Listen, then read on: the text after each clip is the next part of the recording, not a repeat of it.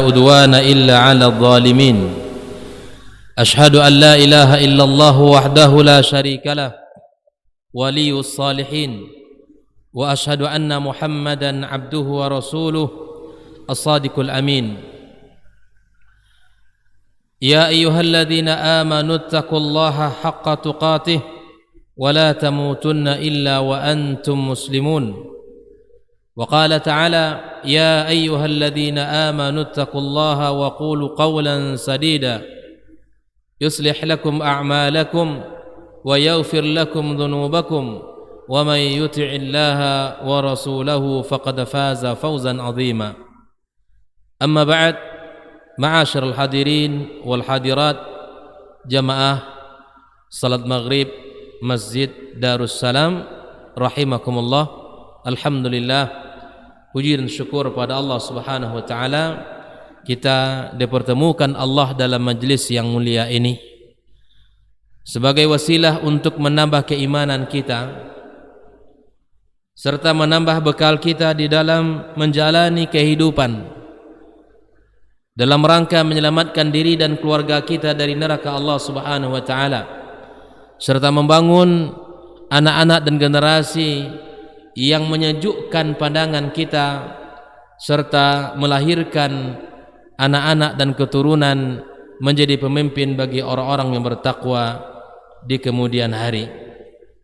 Mudah-mudahan majelis kita ini diberkahi Allah Subhanahu wa taala dan duduknya kita bersama di majelis ini menjadikan kita orang-orang yang mendapatkan ampunan Allah Subhanahu wa taala serta mendapatkan ketenangan jiwa dan keutamaan dari doa-doa para malaikat Allah Subhanahu wa taala.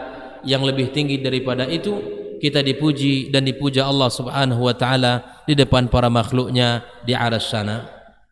Mudah-mudahan Allah senantiasa membimbing kita untuk bisa sabar dan istiqamah, untuk bisa menghabiskan waktu-waktu kita menjalankan hari-hari kita dalam majlis seperti ini, karena sesungguhnya dia merupakan salah satu taman dari taman-taman surga Allah Subhanahu wa taala. Kemudian kita bersalawat kepada Rasulullah sallallahu alaihi wasallam.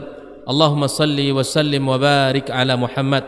Mudah-mudahan kita semuanya termasuk orang-orang yang senantiasa istiqamah di atas sunnah-sunnah Rasulullah sallallahu alaihi wasallam. Kaum muslimin, kaum muslimat, bapak-bapak, ibu-ibu yang dimuliakan Allah, insyaallah ini adalah malam yang akan kita mulai kajian kita membaca sebuah kitab Al-Hadyun Nabawi fi Tarbiyatil Aulad fi Daw'il Kitabi was Sunnah. Kita akan membaca sebuah buku yang artinya petunjuk Nabi sallallahu alaihi wasallam di dalam mendidik anak. Pada malam ini kita akan membahas dari pembahasan pertama, yaitu tentang ahammiyatu tarbiyatil aulad fil Islam, yaitu pentingnya pendidikan anak di dalam Islam. Seperti apa sesungguhnya ya kedudukan dan tugas yang Allah berikan kepada kita di dalam mengawal pendidikan anak-anak kita. Maka kita lihat bahwa pentingnya pendidikan anak dalam Islam yang pertama adalah bagian daripada perhatian para nabi dan rasul ya di dalam mendidik anak dan keluarga mereka. Jadi mereka para nabi dan rasul sangat memperhatikan bersungguh-sungguh di dalam mendidik anak dan keluarga mereka. Di antara contoh yang disebutkan dalam kitab ini adalah yang pertama adalah kisah Nabi Nuh alaihi salam di dalam mendidik anak-anaknya. Nabi Nuh adalah salah seorang sosok ayah yang mengajak kepada kebaikan.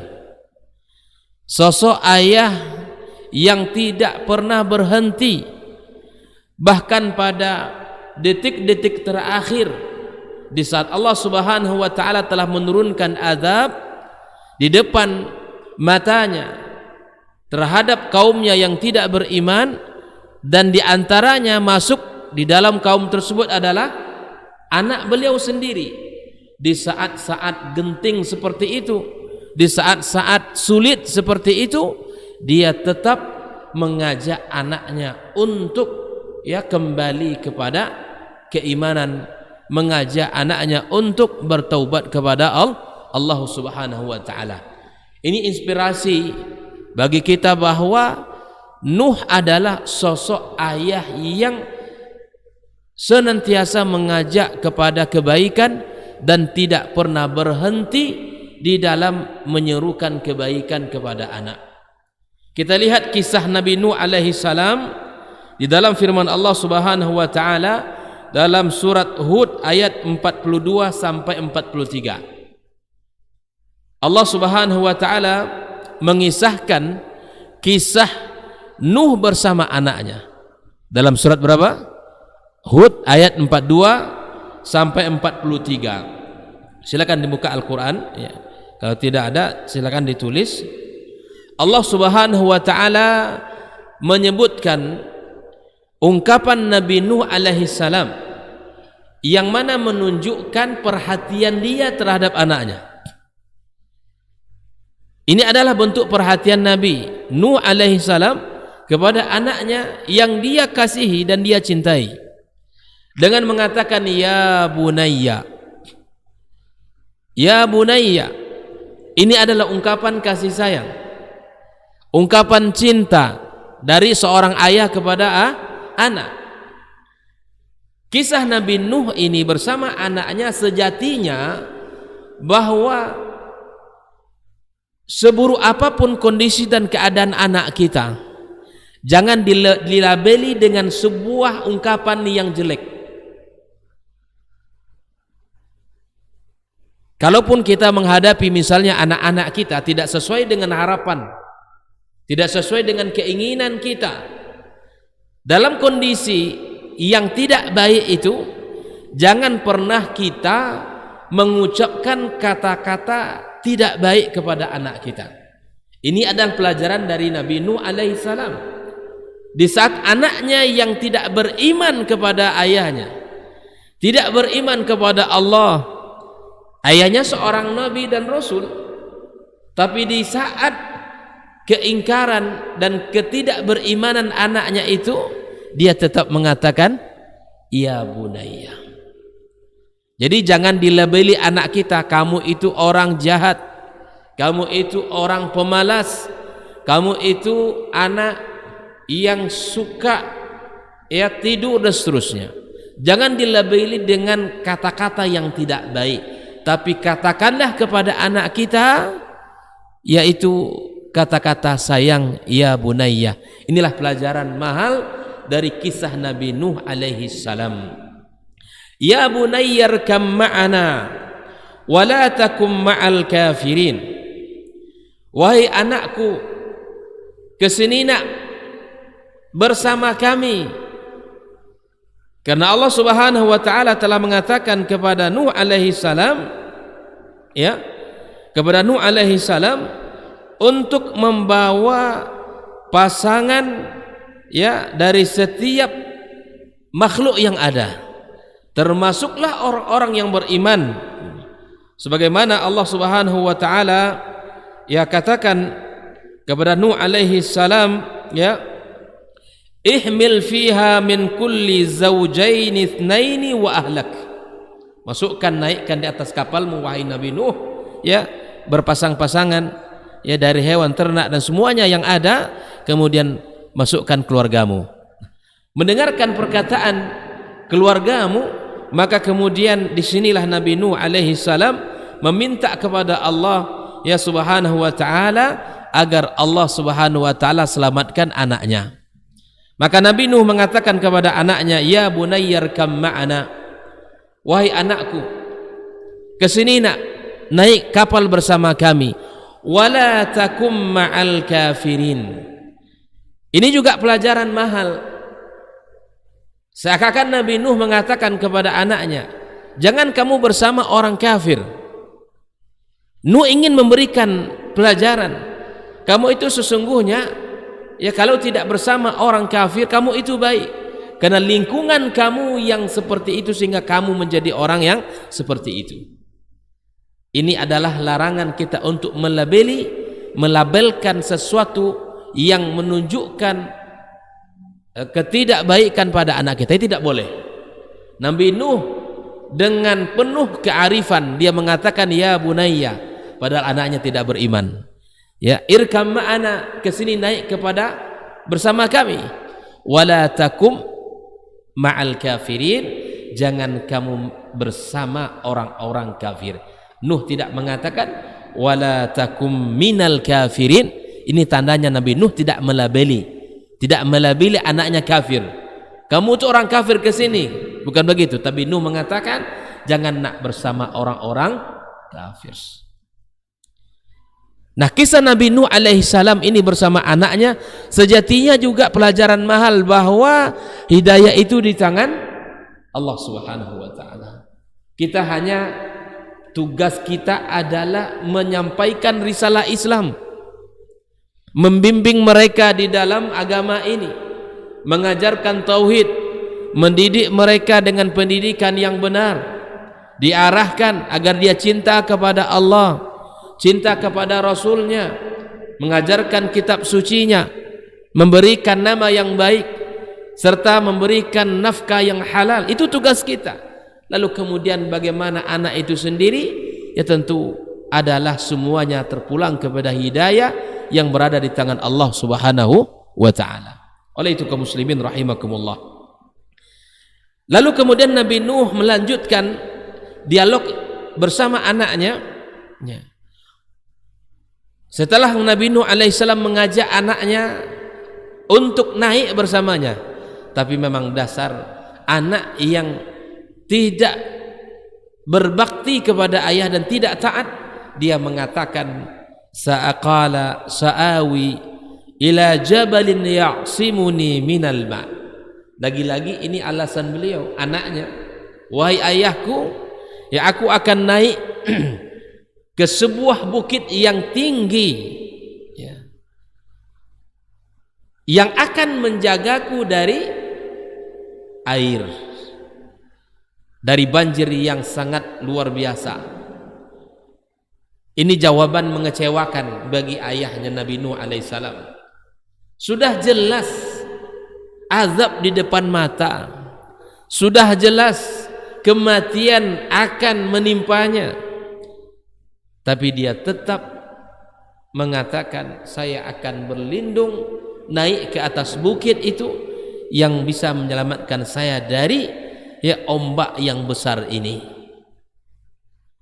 Lalu Nuh mengatakan qala la asimal yauma. Coba lihat, Nuh belum putus asa memberikan pendidikan perhatian kepada anaknya. Setelah diajak, dijawab oleh anaknya, saya akan naik ke gunung. Tapi Nuh, apakah Nuh sudah mengatakan ya sudah kalau begitu naik sajalah ke gunung? Tidak. Nuh masih memberikan perhatian. Apa kata Nuh? Mengingatkan anaknya, la asimal yauma min amrillah. Hari ini tidak ada yang bisa menyelamatkan satupun dari perkara Allah. Coba lihat, seorang ayah yang sangat teguh, ayah yang tak pernah berputus asa, ayah yang tak pernah berhenti berharap akan hidayah anaknya. Qala la asimal yawma min amrillah illa man rahim, kecuali orang-orang yang dirahmati Allah Subhanahu wa taala. Lalu kemudian apa yang terjadi setelah Nuh mengatakan wa hala bainahumal mawju, kemudian dihalangilah penglihatan antara dia ke anaknya oleh ombak yang sangat besar. Ini dikupas juga oleh sebagian para ulama. Ini menunjukkan kasih sayang Allah kepada Nuh alaihissalam, karena anaknya akan tenggelam depan matanya, tapi dihalangi oleh ombak, sehingga tidak membuat hati Nuh terlalu bersedih. Coba lihat, Allah maha kasih sayang yang luar biasa. Di saat ombak yang menghalangi matanya Nuh, disitulah anaknya tenggelam, hanyut. Bayangkan Pak ya, kalau anak itu di depan mata kita, ya, mendapatkan ujian, tentu ayah sangat bersedih pasti. Bagaimanapun kondisi anak itu, ini pelajaran mahal bagi kita kaum muslimin rahimakumullah. Allah itu akan senantiasa membantu kita kalau kita beriman kepadanya. Allah dengan segala kehebatannya akan menjaga kita dan menolong kita. Di sini Nuh ya dihalangi pandangan langsung kepada anaknya oleh ombak besar sehingga dia tidak melihat langsung bagaimana anaknya diseret oleh ombak yang sangat dahsyat tersebut. Fakana minal mughraqin, maka anaknya termasuk orang-orang yang tenggelam oleh ombak yang dahsyat. Syekh Abdul Rahman As-Sa'di menjelaskan ayat yang mulia ini, ya tatkala Nuh alaihi salam naik ke kapal yang telah disediakan oleh dia, yang telah disiapkan olehnya atas perintah Allah, maka kemudian dia melihat anaknya di sebuah tempat yang asing. Maka kemudian Nuh mengajak anaknya untuk masuk ke kapal tersebut dengan mengatakan, ya bunayya irkam ma'ana wa la takum ma'al kafirin. Tapi lagi-lagi anaknya seperti kita sampaikan tadi, dia mendustai, mengingkari, mengecewakan ayahnya kembali dengan mengatakan, sa'awi ila jabalin ya'simuni minal ma'. Coba ya Bapak-bapak, ibu-ibu yang saya muliakan, ya mudah-mudahan kita ini diberikan taufik oleh Allah Subhanahu wa taala dalam mendidik anak-anak kita. Ya seburuk apapun kondisinya hari ini, insya Allah masih baik daripada anak Nabi Nuh alaihi salam. Anak Nabi Nuh tidak beriman, anak kita insya Allah beriman, tapi kemudian terjadi ya penurunan nilai, maka kita bersabar di dalam mendidik anak-anak kita. Ya jangan langsung kata-kata kita ya mengeluarkan kata-kata kotor, mengeluarkan kata-kata yang kasar kepada anak kita, tidak boleh. Karena Nuh saja di saat-saat seperti itu tetap mengatakan ya bunayya. Ini pelajaran mahal untuk kita bersama. Kaum muslimin, kaum muslimat rahimakumullah. Ini kisah Nuh bersama anaknya di dalam surat Hud ayat 42 sampai 43. Lalu kemudian muallif kitab menukil ayat yang kedua masih dalam kisah Nabi Nuh alaihi salam bersama anaknya. Ini dalam kisah yang sangat panjang Allah ceritakan ya. Maka ayat yang berikutnya adalah ayat masih dalam surat Hud ayat 45 sampai 47 ya. Allah Subhanahu wa taala mengatakan, wa nada Nuhu rabbah. Di saat genting, di saat hatinya bersedih melihat anaknya, maka kemudian Nuh alaihi salam bermohon kepada Allah Subhanahu wa taala. Lagi-lagi ini pelajaran mahal untuk kita. Ketika kondisi anak kita tidak sesuai yang kita harapkan, kemanakah kita harus kembali? Kepada Allah. Mintalah kepada Allah pertolongan. Wa nada Nuhu rabbah. Kemudian Nuh sallallahu alaihi wasallam, ya Nuh alaihi salam bermohon dan berdoa kepada Rabbnya. Faqala, dia mengatakan, Rabbi inna bani min ahli. Wahai Rabbku, sesungguhnya anakku itu adalah bagian dari keluargaku. Coba, dia sudah, Nuh alaihissalam sudah menceritakan ini, bahwa anakku adalah bagian dari keluargaku. Wah, tidak ada orang Pak yang paling dikasih kecuali keluarga. Anak terutama adalah orang yang paling yang kita cintai. Dia mengadu kepada Allah seperti itu. Wahai Rabbku, sesungguhnya anakku ini adalah dari keluargaku. Allah tahu tidak kalau itu anaknya? Tahu. Tapi Nuh alaihi salam ingin menguatkan doanya dengan mengatakan inna bani. Inna itu adalah ta'kid. Sesungguhnya anakku min ahli, dari keluargaku. Lalu kemudian Nuh mengatakan wa inna wa'dakal haqq, dan sungguh janjimu adalah benar. Ibaratnya Nabi Nuh ini ingin menguatkan dirinya bahwa engkau maha mendengar, engkau maha menepati janji ya Allah. Bukankah ini sebuah keyakinan yang harus ada pada setiap diri ayah, pada setiap diri orang tua bahwa Allah Subhanahu wa taala tidak pernah memungkiri janjinya. Ditambah lagi oleh Nuh, wa anta ahkamul hakimin. Subhanallah. Banyak sekali yang dikuatkan oleh Nabi Nuh, ya Allah, anakku adalah bagian dari keluargaku dan engkau tidak pernah memungkiri janji. Janjimu adalah engkau tepati dan engkau adalah ahkamul hakimin, yang paling bijak. Subhanallah.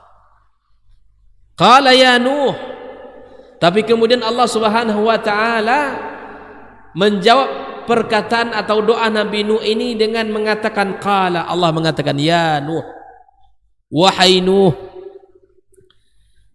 innahu laisa min ahlika, anakmu itu bukanlah bagian dari keluargamu, wahai Nabi Nuh. Masya Allah. Allah menjawab doa Nabi Nuh dengan mengatakan dia bukan dari keluargamu yang berhak aku tolong. Nah, coba. Kan Allah katakan tadi, naikkan ke atas kapalmu ya berpasang-pasangan dan keluargamu. Ini kan perintah Allah ini. Ditagih oleh Nuh kepada Allah dengan mengatakan, inna bani min ahli, wahai Rabbku, anakku adalah dari keluargaku. Kan Allah suruh tadi menaikkan keluarganya ke dalam kapal. Allah katakan, wahai Nuh, anakmu itu bukan dari keluargamu yang berhak aku tolong. Kenapa? Nah, ada alasan Allah Subhanahu wa taala. Kepada Nabi Nuh alaihi salam, innahu amalun ghairu salih. Karena sungguhnya amalnya tidak baik. Maksudnya apa? Amalun ghairu salih, hadha ad-du'a alladhi da'awta bihi linajati kafir la yu'min billah wala birasulih.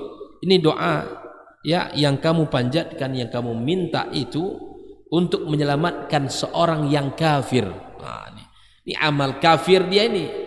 Kamu minta agar diselamatkan dia, sementara dia adalah orang kafir, tidak beriman kepada Allah dan kepada Rasulnya.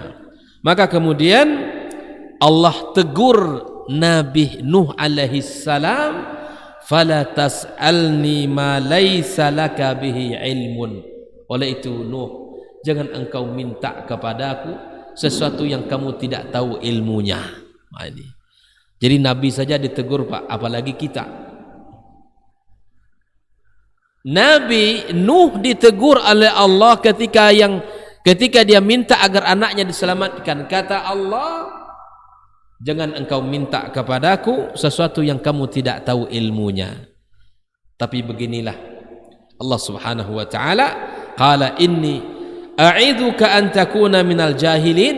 Aku peringatkan kamu wahai Nuh, jangan kamu termasuk orang-orang yang termasuk golongan orang yang jahil. Ini teguran nih. Allah mengatakan kepada Rasulnya, jangan kamu minta sesuatu yang kamu tidak tahu ilmunya, dan aku ingatkan kamu Nuh agar kamu tidak termasuk orang-orang yang tidak berilmu. Tapi inilah sikap seorang Rasul yang mulia.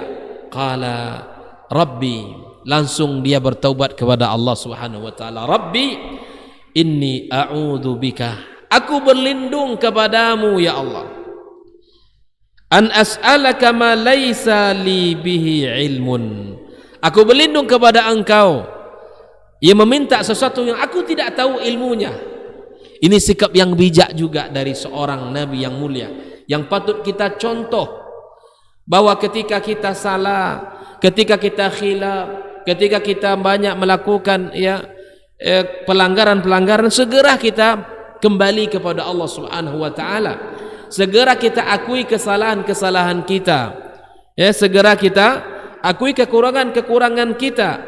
Wa illa taghfirli wa tarhamni akum minal khasirin. Jika engkau tidak ampunkan aku wahai Rabbku, dan jika engkau tidak rahmati aku, maka sungguh aku masuk kepada golongan orang-orang yang merugi. Bahwa rahmat Allah dan ampunan sangatlah kita butuhkan di dalam kehidupan kita, sangat kita perlukan di dalam kehidupan kita. Maka Rasulullah sallallahu alaihi wasallam telah mencontohkan kepada kita sebagai qudwah kita, sebagai manusia yang dipilih Allah, agar kita mencontoh sikap taubat yang dilakukan Rasulullah dan istighfar yang diucapkan oleh Nabi kita sallallahu alaihi wasallam. Maka bapak-bapak, ibu-ibu yang dirahmati Allah Subhanahu wa taala, dengan ampunan dan rahmat Allah kita akan selamat dari orang-orang yang merugi. Maka kejarlah ampunan Allah, kejarlah rahmat Allah, agar kita termasuk orang-orang yang beruntung, jauh dari orang-orang yang merugi. Oleh itu kaum muslimin, Nuh alaihi salam menunjukkan dalam kisah dia ini tidak memiliki ilmu tentang hal tadi. Karenanya dia minta maaf kepada Allah Subhanahu wa taala, minta ampun kepada Allah Subhanahu wa taala. Maka ini perlu kita pengakuan ya. Sesuatu yang tidak kita ketahui kemudian diingatkan kita oleh orang. Akhi, antum itu salah dalam bab ini. Yang sebenarnya begini. Maka kita jangan merasa kalau sudah salah, tidak tahu ilmunya, jangan sok-sok memiliki ilmu. Jangan merasa kita sudah benar. Oh enggak, ini yang benar. Begini dulu. Nah, begini. Ini penting untuk kita ambil ibrah dari kisah Nabi Nuh alaihi salam ini, agar kita yang kita lakukan ini adalah sesuatu yang benar. Karena percuma amalan itu dilakukan, pekerjaan itu dikerjakan kalau tidak sesuai dengan syariat. Maka sikap yang bijak bagi seorang mukmin ketika diingatkan dari kesalahan, segera kita bertaubat, perbaiki diri, minta ampun kepada Allah Subhanahu wa taala, seperti sikap yang mulia yang ditunjukkan oleh Nabi Nuh alaihi salam. Ketika diingatkan Allah, segera dia minta ampun kepadanya dan segera dia memohon rahmatnya agar terhindar dari orang-orang yang merugi di sisi Allah Subhanahu wa taala. Inilah kisah pertama yang disebutkan oleh muallif kitab ini tentang perhatian para nabi dan rasul di dalam mendidik anak dan keluarga mereka. Kisah pertama adalah kisah Nabi Nuh alaihissalam. Kisah di saat-saat genting dia tetap bersungguh-sungguh mengajak anaknya agar selamat. Tidak pernah dia berputus asa, tidak pernah dia berhenti, dan tidak pernah dia lemah. Di saat-saat sangat sulit seperti itu, dia tetap mengajak kepada kebaikan, mengajak untuk selamat, mengajak kembali kepada iman kepada Allah Subhanahu wa taala. Ma'asyiral hadirin wal hadirat, kaum muslimin, kaum muslimat rahimakumullah. Ini kisah pertama. Kisah kedua yang dinukil oleh muallif kitab terhadap perhatian para nabi dan rasul di dalam mendidik anak dan keluarga mereka adalah kisah Nabi Ibrahim alaihissalam. Nabi Ibrahim adalah seorang ayah yang visioner. Nabi Ibrahim adalah ayah yang memiliki semangat yang tinggi di dalam mendidik anak. Walaupun secara fisik Ibrahim berjauhan dengan anaknya Ismail, tetapi secara jiwa dia sangat dekat dengan anaknya. Maka figur Ibrahim adalah seorang ayah yang visioner, ayah yang komunikatif, ayah yang sangat menjaga kedekatan dengan anak, walaupun secara jarak dia tidak berdekatan, tetapi fisik, tetapi jiwa dan hatinya sangat dekat dengan anaknya. Bagaimana kisahnya? Kita lihat. Allah Subhanahu wa taala menyebutkan di dalam surat Al-Baqarah ayat yang ke-124.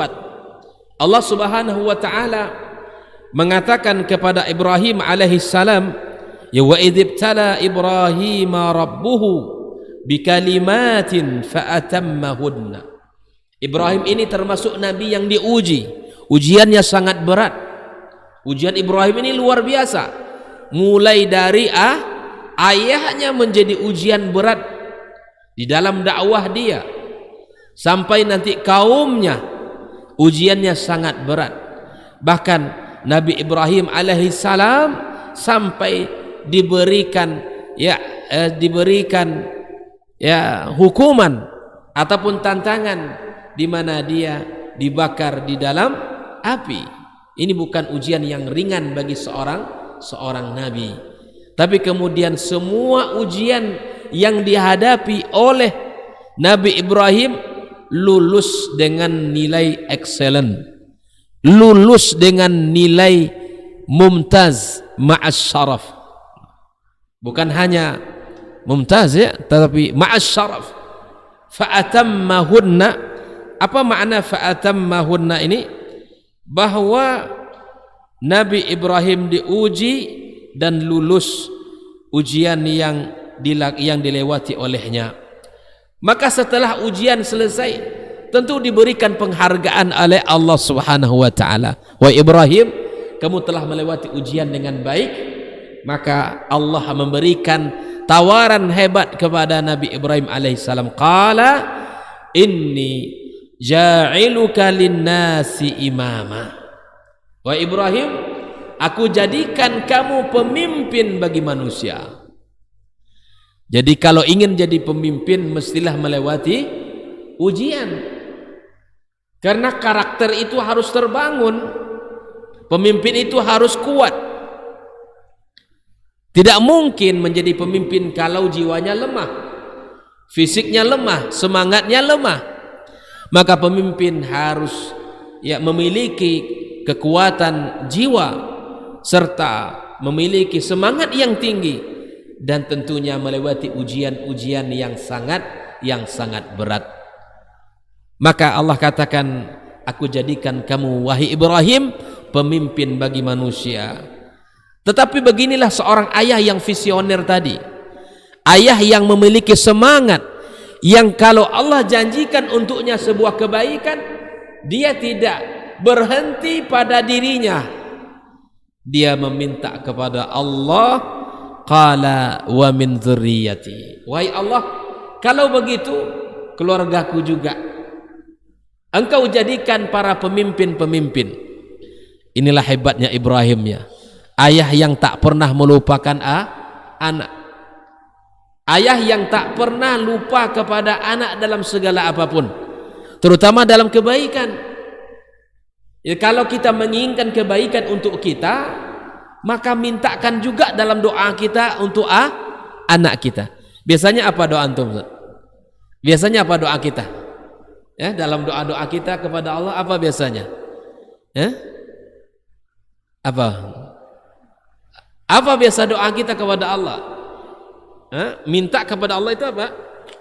Minta diampunkan ya, diampunkan oleh Allah Subhanahu wa taala, diberikan hidayah. Kalau kita minta kepada Allah ampunan, minta petunjuk dan hidayah, maka mintakan juga untuk anak-anak kita. Paham ya? Ya Allah, Allahumma firli dzunubi. Ya, mintakan ampunan untuk diri kita, serta mintakan juga ampunan untuk anak kita. Allahumma aslih li fi sya'ni kullah. Ya Allah, perbaikilah segala urusanku. Jangan hanya minta untuk diri kita saja, tapi minta juga perbaikan urusan itu pada anak-anak kita. Allahumma aslih li fi auladi. Ya Allah, perbaikilah anak-anakku. Oleh itu Ibrahim adalah tauladan bagi kita yang pada kisah di mana dia tidak pernah melupakan kebaikan untuk anaknya. Ketika Allah menjanjikan, wahai Ibrahim, aku jadikan kamu pemimpin bagi manusia. Ibrahim cerdas, ayah yang visioner. Dia mengatakan, qala wa min dzurriyyati. Kalau demikian, masukkan juga, jadikan juga anak-anak dan keturunanku pemimpin. Maka Allah katakan, qala la yanalu ahadidz zalimin. Allah katakan, bahwa ya imamah, kepemimpinan yang dijanjikan Allah kepadanya tidak akan diberikan kepada orang-orang yang zalim.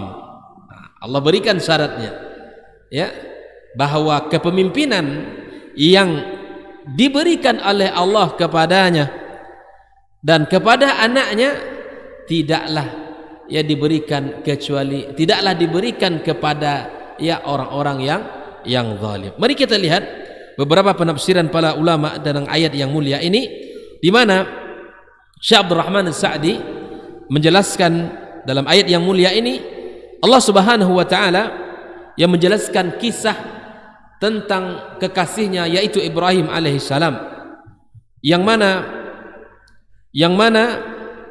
ujiannya sangat berat sekali, di mana ya dia selamat dari ujian yang telah Allah berikan kepadanya. Maka kemudian ketika ujian itu selesai dan lulus, ya Allah Subhanahu wa taala ya memberikan kepadanya sebuah penghargaan dengan menjadikan dia sebagai seorang pemimpin. Inni ja'iluka linnasi imama yaqtaduna bika fil huda. Ya mereka ya akan mencontoh dan mengikuti kamu. Ya wa yamshuna khalfaka ila sa'adatihim al-abadiyah. Mereka akan berjalan di belakangmu dengan menuju kepada tempat yang abadi. Wa yahsulu laka ats-tsanaa ad-daim, sehingga kamu akan mendapatkan pujian yang tak pernah berhenti. Wal ajrul jazil, dan pahala yang sangat banyak. Wa ta'zim min kulli ahad, serta ya pentakziman dari setiap orang. Hari ini Masya Allah di dalam solat kita senantiasa kita berucap salawat kepada siapa? Kepada Ibrahim alaihissalam, dan tidak hanya kepada dia tetapi kepada keluarganya juga. Ya Allahumma salli ala Muhammad wa ala ali Muhammad kama sallaita ala Ibrahim wa ala ali Ibrahim. Subhanallah. Maka inilah janji Allah kepadanya, dia tidak akan pernah ya putus pujian itu kepada Ibrahim sampai hari kiamat kelak. Selama salat ditegakkan, ya selama ibadah salat ditegakkan, maka selama itulah kita memuji Ibrahim dan berselawat kepadanya atas apa yang telah Allah janjikan kepada Ibrahim alaihissalam. Nah, ini pelajaran ya dari kisah Nabi Ibrahim ini agar kita ingat dan tidak pernah lupa kepada anak-anak kita. Jadi kalau minta itu minta juga untuk anak.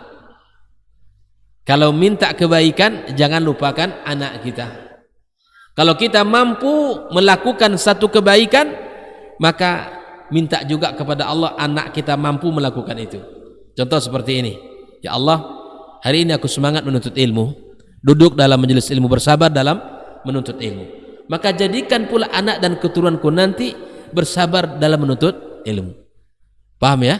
Jadi apapun yang kita lakukan di dalam kebaikan, jangan pernah kita meminta kepada Allah, jangan pernah kita lupa minta kepada Allah agar kebaikan yang kita lakukan itu juga diberikan kepada. Kata Ibrahim dijanjikan Allah, inni ja'iluka linnasi imama, aku jadikan kamu pemimpin. Cerdasnya Ibrahim, qala wa min dzurriyyati, ya Allah kalau demikian jadikan juga untuk anak-anakku. Pelajaran mahal bagi kita sekali lagi, bahwa kalau minta kepada Allah kebaikan untuk diri kita, minta pula kebaikan untuk anak-anak kita. Jangan lupakan anak-anak kita dalam munajat kita. Jangan lupakan mereka dalam permohonan kita. Jangan lupakan di dalam tadarru' kita. Mintalah kepada Allah, karena sesungguhnya doa orang tua kepada anak itu mustajab. Tidak ada hijab dan langsung dikabulkan Allah Subhanahu wa taala. Kaum muslimin, kaum muslimat rahimakumullah, inilah kisah yang kedua ya dari perhatian para nabi dan rasul di dalam mendidik anak dan keluarga mereka. Masih dalam kisah Nabi Ibrahim, ayat yang berikutnya yang dijelaskan oleh muallif kitab adalah surat Al-Baqarah ayat 127 dan 128. Ini masih kisah Ibrahim alaihissalam, yaitu firman Allah tabaraka wa taala, wa idh yarfa'u Ibrahimul qawa'ida minal baiti wa Ismailu Rabbana taqabbal minna innaka antas sami'ul alim. Tatkala Ibrahim alaihi salam mengokohkan di dalam tugasnya dan anaknya sekaligus. Ini pelajaran mahal juga. Kan di antara perintah Allah kepada Ibrahim, ya wadhkur Ibrahim wa Ismail fi halati raf'ihim al-qawa'id minal baitil asas. Di saat Allah Subhanahu wa taala diperintahkan untuk membangun Ka'bah, ya, maka setelah membangun Ka'bah itu Nabi Ibrahim mengatakan, Rabbana taqabbal minna innaka antas sami'ul alim.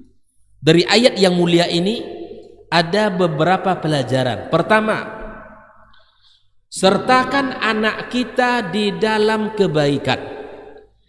Sebagaimana Ibrahim alaihissalam menyertakan anaknya Ismail di dalam membangun Ka'bah. Proyek-proyek kebaikan, amal-amal kebaikan yang kita lakukan, sertakan anak kita bersama kita.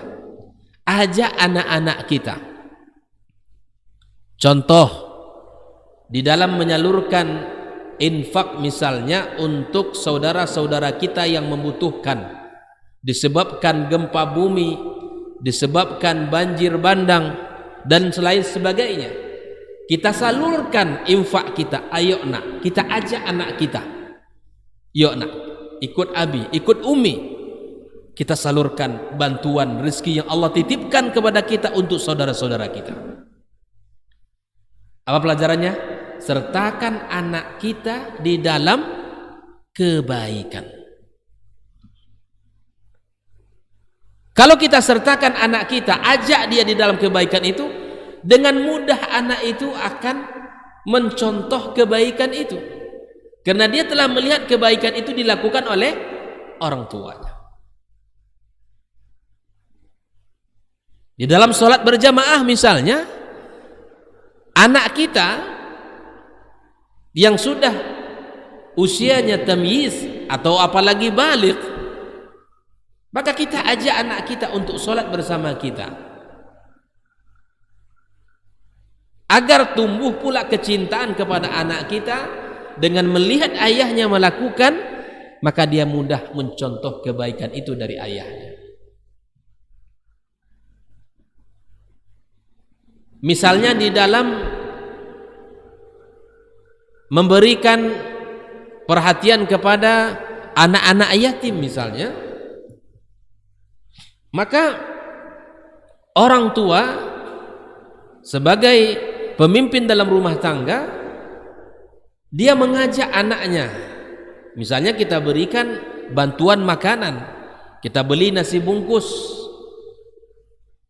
ya, kemudian kita antarkan ke tempat-tempat yang membutuhkan. Contoh tadi anak yatim, lembaga yayasan yang mendidik dan memperhatikan anak yatim kita datangi, kita sertakan anak kita, kita ajak anak kita di dalam kebaikan itu, agar tumbuh di dalam jiwa anak kita kecintaan terhadap kebaikan itu. Maka Ismail alaihissalam diajak oleh ayahnya Ibrahim untuk membangun Ka'bah. Nah, setelah pekerjaan mereka selesai, maka mereka minta kepada Allah, Rabbana taqabbal minna innaka antas sami'ul alim. Wahai Rabb kami, terimalah amal kami ini, sesungguhnya Engkau maha mendengar dan maha tahu. Nah, setelah kita ajak anak kita, ya, menyalurkan bantuan kepada saudara-saudara yang membutuhkan karena musibah, atau mungkin anak-anak yatim yang sedang membutuhkan bantuan, atau siapapun yang sedang membutuhkan pertolongan, Setelah kita bantu dan kita ajak anak kita membantu, jangan lupa untuk memohon kepada Allah. Ajarkan kepada anak kita keikhlasan. Ajarkan kepada anak kita yang kita cari hanya ridha Allah. Inilah pendidikan iman itu, Pak. Inilah pendidikan iman itu, yang mana kita kaitkan segala sesuatu kepada Allah Subhanahu wa taala. Oleh itu kaum muslimin rahimakumullah, Nabi Ibrahim alaihi salam dia menyertakan anaknya di dalam kebaikan dan amal saleh, dan kemudian mereka memohon kepada Allah agar Allah terima ibadah yang telah mereka lakukan, itu pekerjaan yang telah mereka kerjakan, agar Allah terima. Ini juga pantas untuk kita contoh dan tiru kebaikan yang telah dicontohkan oleh Nabi Ibrahim alaihi salam bersama anaknya. Kita dengarkan azan insyaallah.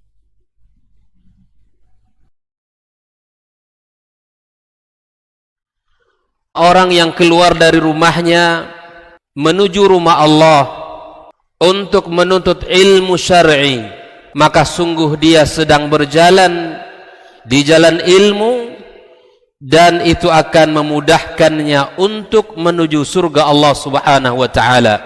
Man salaka tariqan yatlubu fihi ilman salakallahu bihi tariqan min turuqil jannah. Barang siapa yang menempuh sebuah jalan, jalan yang ditempuhnya adalah jalan menuntut ilmu, maka Allah akan mudahkan jalannya untuk menuju surga Allah Subhanahu wa taala. Orang yang berangkat ke masjid untuk menuntut ilmu syar'i dianggap sebagai jihad fi sabilillah. Nabi alaihi salatu wassalam bersabda, "Man dakhala masjidana hadza," barang siapa yang memasuki masjid kami ini, yakni Masjid Nabawi, liyata'allama khairan, untuk belajar atau mempelajari kebaikan, au yu'allimuhu, atau dia mengajarkan kebaikan, kal mujahidi fi sabilillah, adalah seperti orang yang berjihad di jalan Allah. Mudah-mudahan kehadiran kita di rumah Allah yang mulia ini, tujuan kita hanya satu, untuk mencari ridha Allah tabaraka wa taala. Mudah-mudahan ilmu yang kita pelajari, ilmu yang memberikan keberkahan, yang menerangkan jalan kita dan senantiasa menjaga kita di jalan Allah Subhanahu wa taala.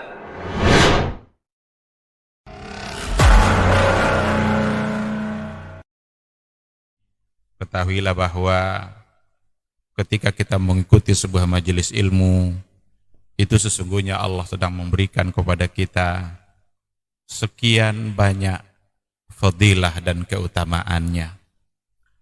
Karena sungguh sangat mulia orang-orang yang berada di majelis ilmu. Orang-orang yang berada di majelis ilmu adalah orang-orang yang akan dimudahkan baginya jalan menuju surga Allah. Dalam hadis dikatakan oleh Rasulullah sallallahu alaihi wasallam, "Man salaka tariqan yaltamisu fihi ilman, sahalallahu lahu tariqan ilal jannah."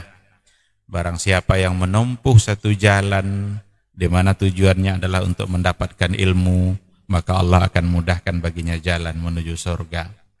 Surga itu perlu iman, dan mendapatkan surga itu perlu ilmu. Maka di majelis ilmu lah kita bisa menumbuhkan iman kita, dan di majelis ilmu lah kita bisa mendapatkan ilmu pengetahuan. Maka sering-seringlah menghadiri majelis yang bisa menambah iman kita dan juga bisa menambah ilmu, agar surga Allah itu benar-benar semakin dekat dengan kita bersama.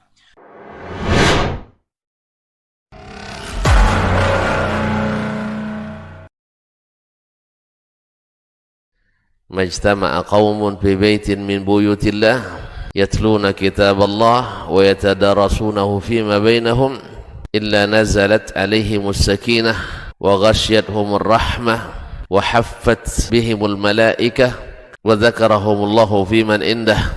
Tidaklah suatu kaum duduk di salah satu rumah Allah, membaca ayat-ayat Allah dan sama-sama mempelajarinya, kecuali turun kepada mereka as-sakinah.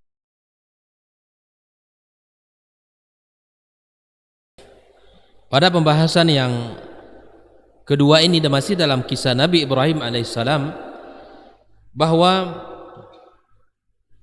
setelah Nabi Ibrahim membangun Ka'bah dengan anaknya Ismail alaihissalam, lalu kemudian dia berdoa kepada Allah, Rabbana taqabbal minna innaka antas sami'ul alim. Ini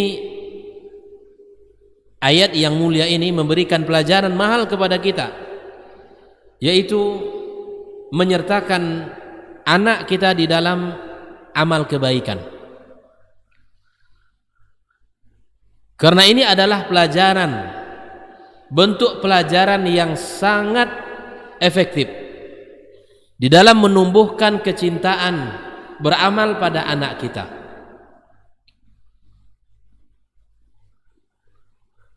Pembelajaran yang dicontohkan, qudwah yang diperlihatkan oleh ayahnya, itu akan sangat mudah diikuti oleh anak. Tanpa kita suruh pun anak akan mengikut. Tanpa kita perintahkan, anak akan lakukan, karena dia telah melihat dengan mata kepalanya ayahnya melakukan hal tersebut. Fenomena kita hari ini kan begitu. Anak tidak mau sholat, anak susah disuruh mengaji, anak susah disuruh belajar, anak tidak mau untuk berkata-kata yang baik dan seterusnya, karena barangkali ada sesuatu yang dilihat dari ayahnya, dari orang tuanya. Karena anak itu sangat pandai meniru, baik itu kebaikan maupun keburukan dari apa yang telah dicontohkan oleh ayahnya. Anak itu sangat pandai mengikuti apa yang telah diperlihatkan oleh ayahnya. Maka inilah pelajaran yang pertama, yaitu mengikuti, yaitu menyertakan anak kita di dalam amal-amal saleh dan kebaikan. Yang kedua, senantiasa membimbing anak kita untuk berdoa kepada Allah agar Allah terima segala amal yang telah kita kerjakan. Tanamkan kepada anak kita agar dia bersandar kepada Allah Subhanahu wa taala, agar membesarkan Allah dalam harapan dan hatinya, agar mentakzim Allah Subhanahu wa taala. Inilah yang diajarkan oleh Nabiullah Ibrahim alaihissalam, ya, seorang ayah yang visioner, ayah yang sangat memberikan kontribusi yang sangat luar biasa terhadap penanaman keimanan pada anaknya. Setelah itu Nabiullah Ibrahim alaihissalam dan anaknya Ismail alaihissalam melanjutkan doa dengan mengatakan, Rabbana waj'alna muslimaini laka wa min dzurriyyatina.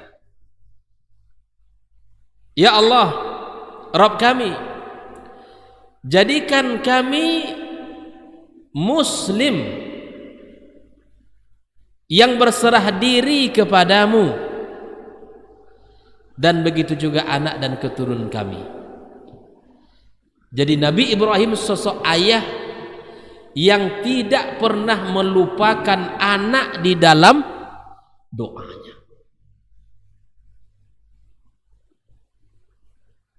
Inilah luar biasanya pelajaran mahal dari Ibrahim alaihissalam. Rabbana waj'alna muslimaini laka, ya Allah, jadikan kami orang-orang yang berserah diri kepadamu. Bayangkan doa yang luar biasa, meminta kepada Allah Subhanahu wa taala agar dijadikan dirinya seorang yang beriman, yang berserah diri kepadanya, wa min dzurriyyatina, begitu juga anak dan keturunan kami. Bayangkan. Kemudian wa min dzurriyyatina ummatan muslimatan lak. Ini kan luar biasa ini. Begitu juga anak dan keturunan kami umat yang berserah diri kepadamu.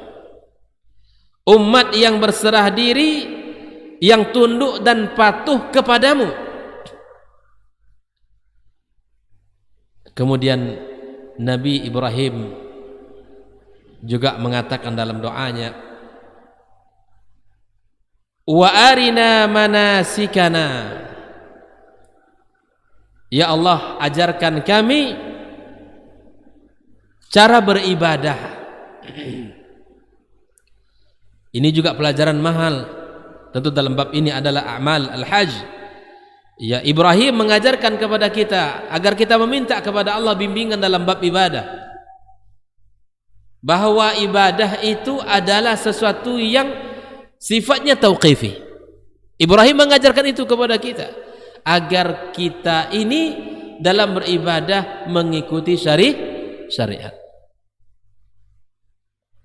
mengikuti panduan, mengikuti dalil, tidak beribadah sesuai dengan keinginan hawa nafsu, tidak sesuai dengan amalan kebanyakan orang, karena amalan kebanyakan orang tidaklah dalil. Itu adalah amalan yang patut untuk dilakukan. Oleh itu kaum muslimin rahimakumullah, doanya sangat luar biasa. Wa arina manasikana, ya Allah, tunjukkanlah kepada kami manasik kami. Ya. Dalam bab ini para ulama tafsir mengatakan bisa jadi dalam bab ini adalah doa yang maksudnya amalan haji, tapi bisa jadi lebih umum daripada itu semua, yaitu ibadah secara umum dalam agama kita, yang kemudian Nabi Ibrahim alaihissalam mengantarkan doa watub alaina, ya Allah, terimalah taubat kami, innaka antat tawwabur rahim, ya sesungguhnya engkau adalah ya penerima taubat dan maha ya penyayang. Subhanallah. Mari kita hafal para ikhwah ya doa Nabi Ibrahim ini agar bisa kita lantunkan pula, karena ini doa yang dilantunkan oleh seorang nabi yang mulia, kekasih Allah Subhanahu wa taala, yang dijanjikan kepadanya kepemimpinan dan untuk anak keturunannya. Maka subhanallah, Nabiullah Ibrahim alaihissalam ya senantiasa ya ayah yang memberikan contoh teladan kepada anaknya. Saya simpulkan tentang karakter Nabi Ibrahim alaihissalam sebagai seorang ayah adalah ayah yang memiliki visi yang hebat. Yang kedua, Nabiullah Ibrahim alaihissalam adalah ayah yang senantiasa menyertakan anaknya dalam munajatnya, tidak pernah melupakan anak-anaknya di dalam doanya. Yang ketiga, Ibrahim alaihissalam mengajak anaknya di dalam amal-amal mulia. Kemudian Nabi Ibrahim alaihissalam adalah ayah yang dekat kepada anaknya, walaupun fisik berjauhan dengan segala keterbatasan, jarak yang sangat jauh, tapi dia bisa membangun hubungan dekat dengan Ismail alaihissalam. Apa buktinya? Ketika Ibrahim alaihissalam datang ke kota Mekah, ya tiba-tiba Ismail tidak ada di rumah, yang ada itu adalah istrinya Ismail alaihissalam. Ditemuilah seorang wanita yang kemudian memiliki curhat yang sangat panjang, tidak bersabar dengan perjuangan yang dilewati bersama suaminya, berkeluh kesah kepada Ibrahim alaihissalam, tidak pernah memuji kebaikan suaminya, tidak pernah ya merasakan kenyamanan bersama suami. Diceritakanlah itu semua kepada Nabiullah ya Ibrahim alaihissalam. Lalu kemudian ya Ibrahim pergi, tidak melakukan atau tidak mengatakan apa-apa kecuali hanya membalik apa? Palang pintu. Tahu palang pintu? di baliknya ditukarnya posisi itu. Silakan antum baca kisah ini dalam kitab Ar-Rahiqul Makhtum, kisah Rasulullah SAW dalam sejarah Rasulullah SAW. Ibrahim membalik palang pintu. Setelah itu Nabi Ibrahim pergi lagi. Ibrahim tinggal di mana? Di Palestina. Ismail dan ibunya Hajar tinggal di mana? Di Mekah. Ibrahim balik. Karena dulu kan nggak ada handphone, nggak bisa ditelepon. Di mana posisi Ismail? Setelah Ibrahim pergi, Ismail pulang. Lalu istrinya menceritakan, wahai, tadi ada laki-laki yang datang, cirinya seperti ini. Kemudian aku bercerita panjang kepadanya. Lalu Ismail kaget, kalau itu pasti ayahnya, karena ciri-cirinya disebutkan. Maka Ismail langsung berkata, apa pesan ayah? Apa pesannya kepada saya? Istrinya mengatakan, dia tidak berkata satu kata kepada saya, tapi dia hanya membalik palang pintu. Ismail subhanallah langsung faham dari sikap ayahnya ini sebuah isyarat kalau dia harus mengganti istrinya. Nah, ini. Jadi orang cerdas itu tidak perlu ngomong, cukup dengan isyarat, sudah paham. Kalau sudah batuk-batuk itu mau minum namanya.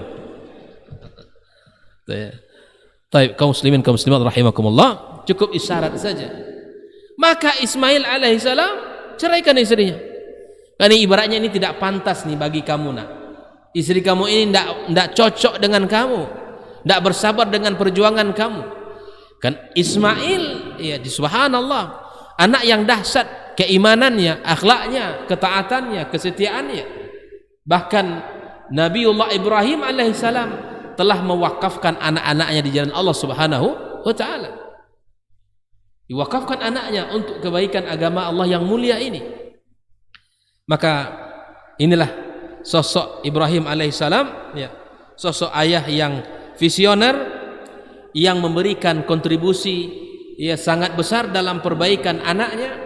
Sosok ayah yang dekat dengan emosi anaknya, dengan jiwa anaknya, walaupun secara fisik dia berjauhan. Sosok ayah yang senantiasa menyertakan anak dalam kebaikan.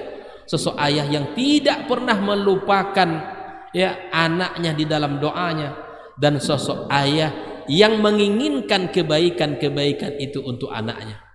Sosok ayah yang mengajarkan agar senantiasa meminta kepada Allah Subhanahu wa taala.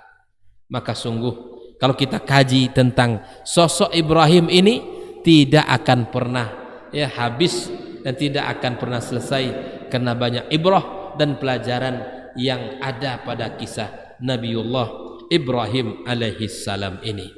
Ma'asyiral hadirin wal hadirat rahimakumullah. Inilah pembahasan kita yang pertama, yaitu tentang pentingnya pendidikan anak di dalam Islam, diawali dengan perhatian para nabi dan rasul di dalam mendidik anak dan keluarga mereka. Sudah kita selesaikan dua kisah, yaitu kisah Nabi Nuh alaihissalam di dalam kisah bersama anaknya, dan kemudian kisah yang kedua adalah kisah Nabi Ibrahim alaihissalam bersama anaknya Ismail alaihissalam. Insyaallah akan kita lanjutkan pembahasan kita pada kitab ini pada pertemuan berikutnya. Semoga Allah Subhanahu wa taala berkahi ilmu yang kita pelajari, dan semoga Allah Subhanahu wa taala jadikan kita orang-orang yang senantiasa mendapatkan kebaikan dan pahala yang besar di sisi Allah Subhanahu wa taala dari apa yang kita lakukan. Subhanakallahumma bihamdika asyhadu an la ilaha illa anta astaghfiruka wa atubu ilaik. Wassalamu alaikum warahmatullahi wabarakatuh.